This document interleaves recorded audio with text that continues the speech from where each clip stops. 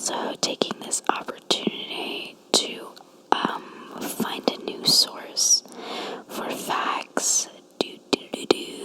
I got these facts from asking ChatGPT.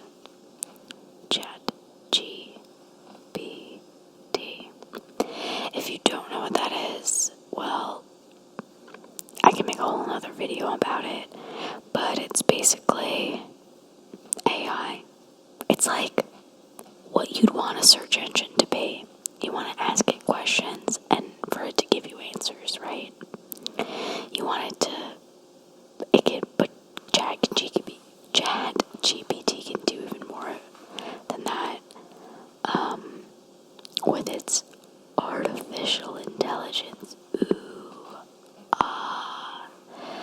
And I did something fun. I asked for facts, and then I asked to translate into Shakespearean English, which I'm not sure how good of a job it has done. But I'm going to read them for the first time now. So, enjoy the show. I mean, fall asleep, close your eyes, put your phone down, computer, whatever. Hang out with me as we read 20 Shakespeare facts in Shakespearean English, which is, I thought it was Old English, but I actually looked into it a little more, and it's actually early modern English. So it's not Old English. It's not ye Old English. That's a joke because it's probably the same thing. It's not Old English. It's not early English. It's early modern English. So pretty close to, I guess, modern English. And I asked ChatGPT to translate it into early modern English, and then I asked it to make it more Shakespearean because I didn't feel like it was Shakespearean enough. So, also, what do I have here? I have tea, because I'm like, something about Shakespeare, English. I have tea, which I think is too hot for me to sip. I'm blowing on the tea. Yep, way too hot still. And then I also have just something to tap onto. This is like my classic go-to. It's the box for the Apple Watch. Anyway, here we go.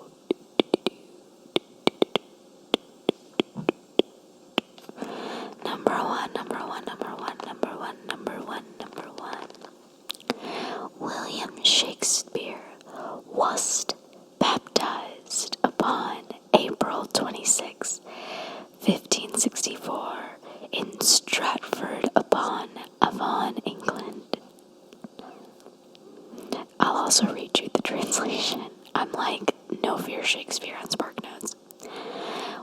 William Shakespeare was baptized on April 26th. Oh, it's literally the same thing. That's why I had them like Shakespeareanify it more, because I just feel like it was too close to modern English. He was baptized on April 26, 1564 in Stratford upon Avon, England. That's interesting. They know when he was baptized. Number two. His natal day exact is unknown, but 'tis believed to be about April 23rd, 1564. So they don't know his birthday, but they believe it's 3 days before he got baptized.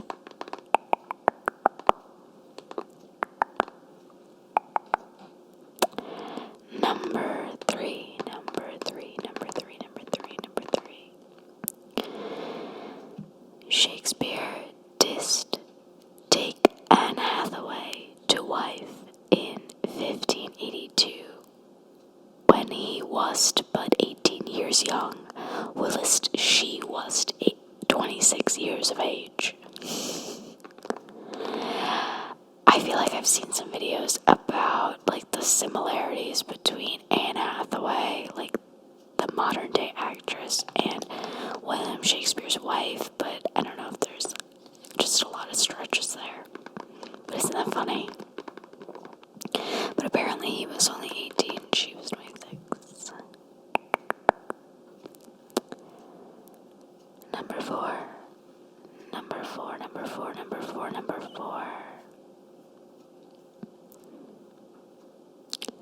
The twain did beget 3 issue, Susanna, Hamnet, and Judith. So they had 3 children, Susanna, Hamnet, and Judith. Hamnet, that's an interesting name. I guess it is the 1500s. But it's like Hamlet. But it's Hamnet, Hamnet, Hamnet. Hamnet. Fact number 5 is Shakespeare was an actor and a shareholder in the Lord Chamberlain's Men, a theatre company most beloved in his day.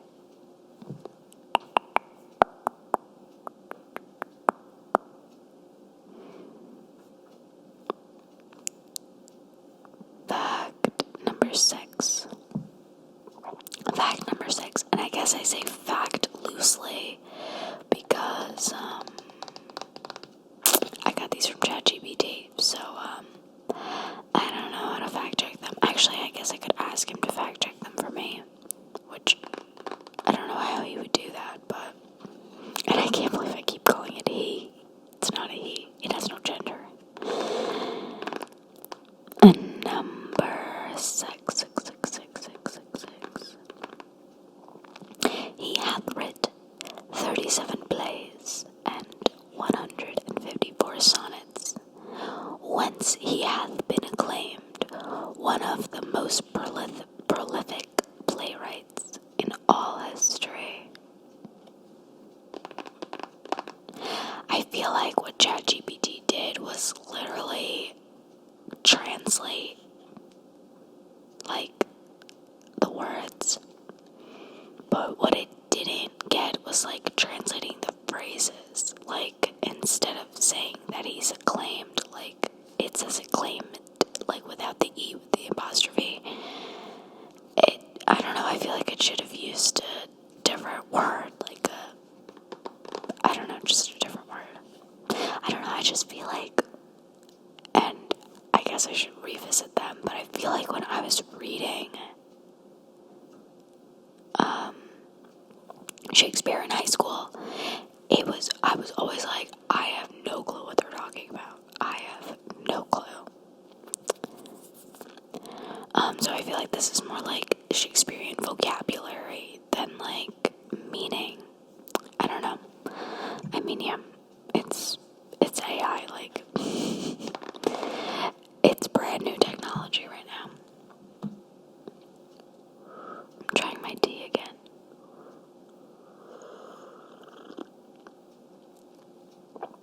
It's still hot.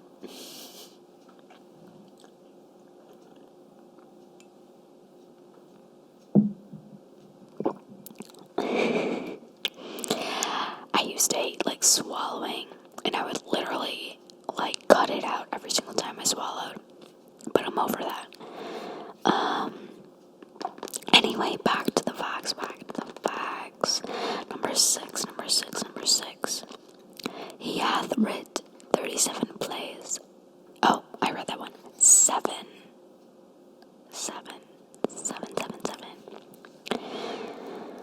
Shakespeare's plays are divided into 3 genres: comedies, tragedies, and histories.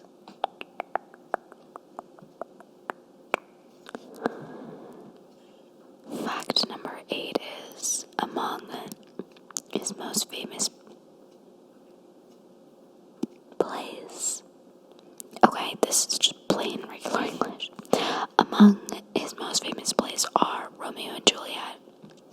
Hamlet, Macbeth, and Othello.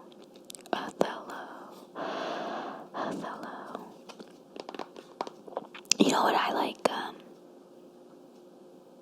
What is it called? Midsummer's Night. Wow, I can't believe I can't remember.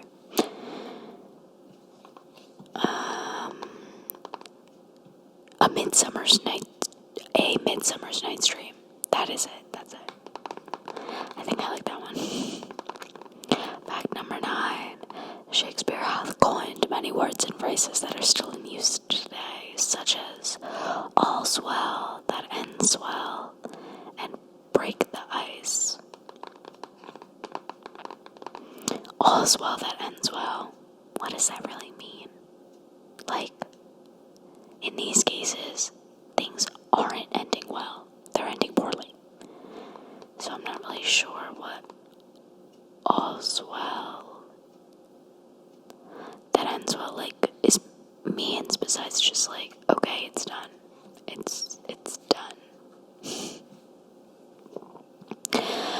This is so off topic, but I watched a TikTok that was like, I didn't understand what the phrase "you can't have your cake and eat it too" meant until recently, and I literally didn't.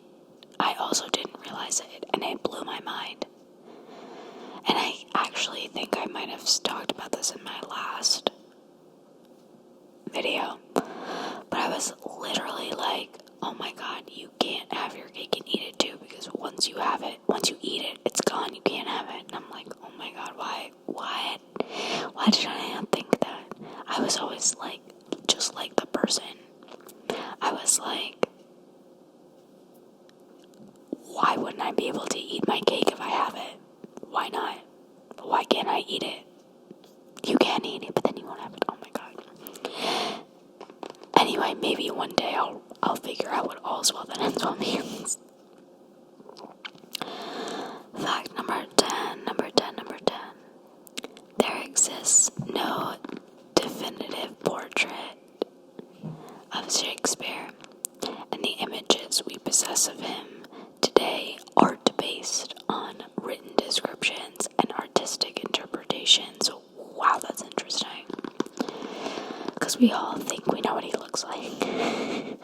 I'm specifically imagining the artistic rendering where he's like wearing the thing with the big collar. I don't know. Number 11. Shakespeare's plays were performed at the Globe Theatre, a circular playhouse that could accommodate up to 3,000 spectators. 3,000 spectators. I'm taking a sip of my tea.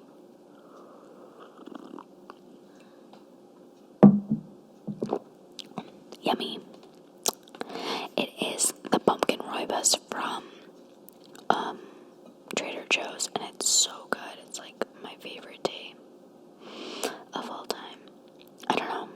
It's just like good, and it doesn't really need any like sweetener or anything.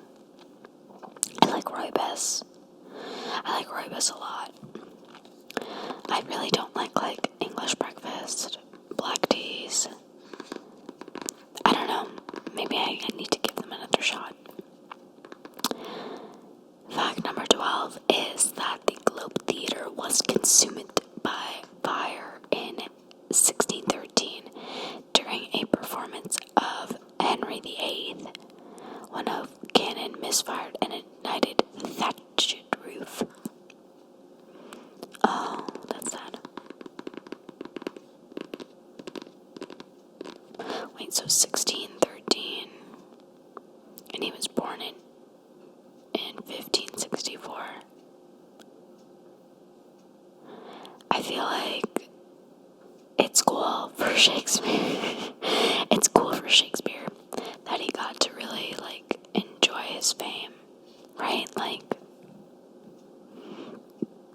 A lot of people aren't recognized until post-mortem after death, so it's good for him that, people appreciated his art at the time. And very much so today. Number 13. Shakespeare was renowned for his ability to craft intricate and nuanced characters, particularly strong female characters. I like how ChatGPT just gave up on making this old English. Strong female characters. I want to see, there's a musical out right now on Broadway. It's called Anne Juliet. I've been getting ads for it, actually. And its whole thing is there's life after Romeo. It's what if she didn't kill herself, and Romeo is dead? What would her life be like? And I'm oh, that sounds interesting. I've seen so many shows recently. I know this is so off topic. I've seen so many shows recently because after I saw 3 shows. I always like to see shows during Broadway week where it's 2 for 1. It's in January. I saw 3 shows then, and then I was just why am I not seeing more shows? And I've been doing the lottery, and I've actually won 3 lotteries, since doing it, and it's, early March. I've been probably doing it since, February, but, 3 shows is a lot. I won tickets for, Wicked, which is, hands down my favorite musical that's on Broadway right now. It's just chef's kiss for a musical. Wicked, 6, and Bad Cinderella, which I just saw last weekend, which is I don't even know. I don't even understand why Andrew Lloyd Webber made Bad Cinderella. Didn't he write the music for regular Cinderella?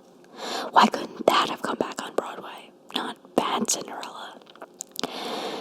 Anyway,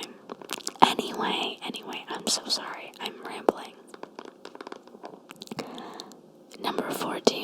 Fact number 14 is Shakespeare's plays were vogue during his lifetime, and he was deemed one of the foremost writers of his era. That's what I was saying. Good for him that he was recognized in his time. Number 15.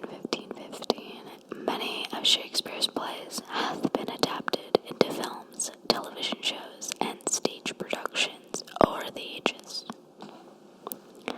You know what movie I absolutely loathe? I hate it. The Baz Luhrmann. Is it Baz Luhrmann? The Romeo and Juliet. That is Leonardo DiCaprio. Oh my gosh. I do not know. I do not understand. That movie, that movie was literally, I feel made to be watched in English class, and that's it. Because they're speaking in, Shakespearean language, but they're wearing, Hawaiian shirts. I don't know. My favorite adaptation of Shakespeare has to be, hands down, The Lion King, aka, Hamlet with animals. I love that. Number 16. Shakespeare's plays have been translated into all major tongues, and are still performed across the globe to this day. I want to show you a Shakespeare play. Oh, a play that I saw recently. If you're in New York in the next 16 weeks,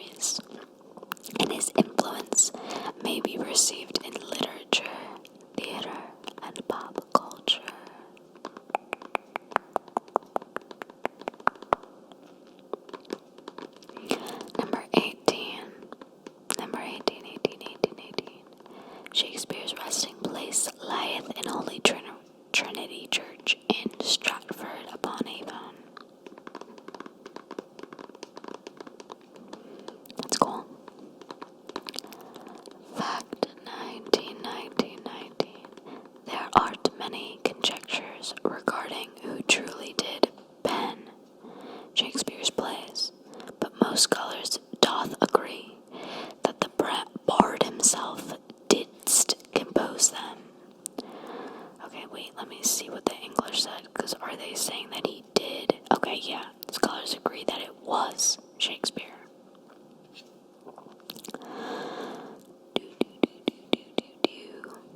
Number 20.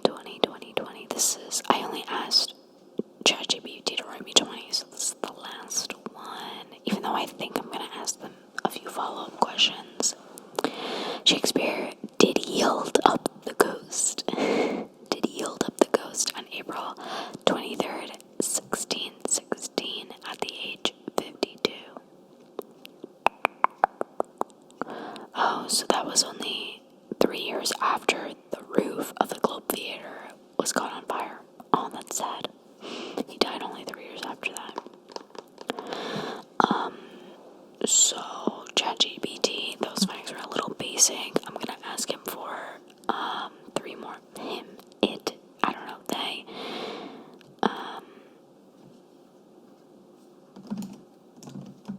I'm gonna ask him for 3 more facts about Shakespeare.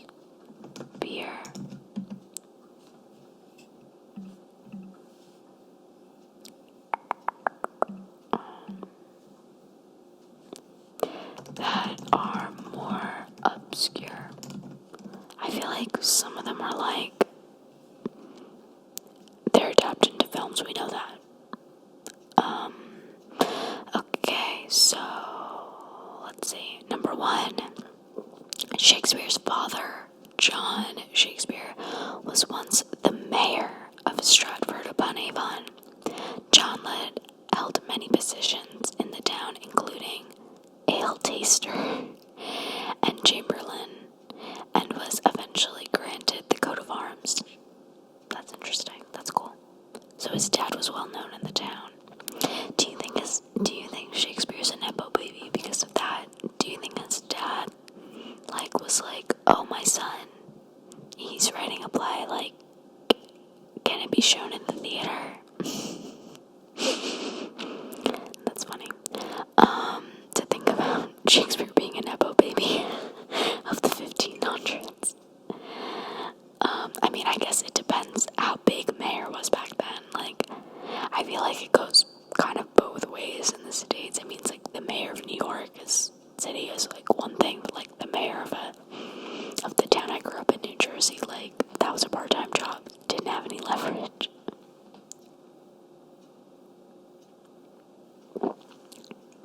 Number 2. Ooh, sorry, that was my tea. Shakespeare's son, Hamnet, died when he was just 11 years old. Hamnet was Shakespeare's only son, and his death had a profound impact on the playwright. Some scholars speculate that Hamnet's death may have inspired Shakespeare's later plays, which often explore themes of grief and loss. Okay. I'm gonna ask ChatGPT in number 2. Can you give me examples of those later plays that explored grief and loss? Let's see if he understands what that means.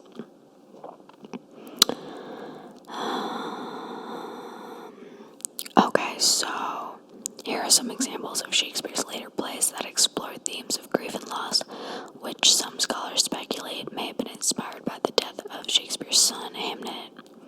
Hamlet is number 1. The titular character is consumed by grief and despair after the death of his father and subsequent remarriage of his mother. 2. King Lear, the play explores the devastating effects of familial conflict and the loss of loved ones. Macbeth, the titular character, is driven to madness and despair after the deaths of his wife and many of his friends and allies. The Winter's Tale. The play deals with themes of jealousy, loss, and redemption, and features a character who is consumed by grief after the loss of his wife and child, and The Tempest. The play explores themes of reconciliation and forgiveness, and features characters who are grappling with the loss of his daughter.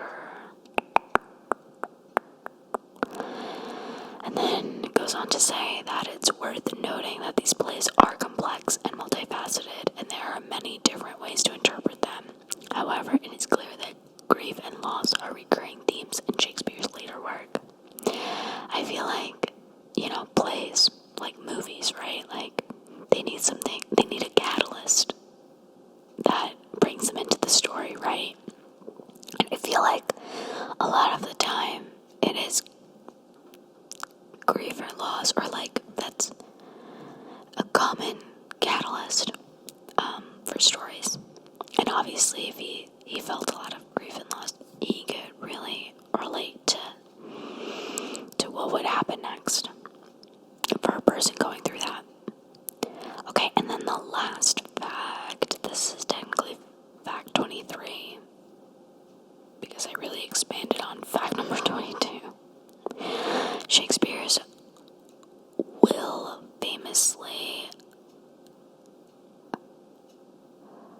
I don't know what this means. Shakespeare's his will, famously left his wife, Anne Hathaway, his second best bed. Whatever that means. He left his wife his second best bed. Some scholars have speculated that this was a slight or sign of a troubled marriage. Oh, that's drama. But others argue that the second best bed was likely the marital bed and thus held sentimental value. In any case, the bequest was not uncommon at the time and was likely intended as a way for Shakespeare to provide for his wife after death. I'm just like, how did she not get everything? How did she not get everything? And I always say to ChatGPT, thank you. You're welcome. If you have any more questions, feel free to ask. And that's it, folks. I hope you've learned something about Shakespeare. Those last 3 facts that are obscure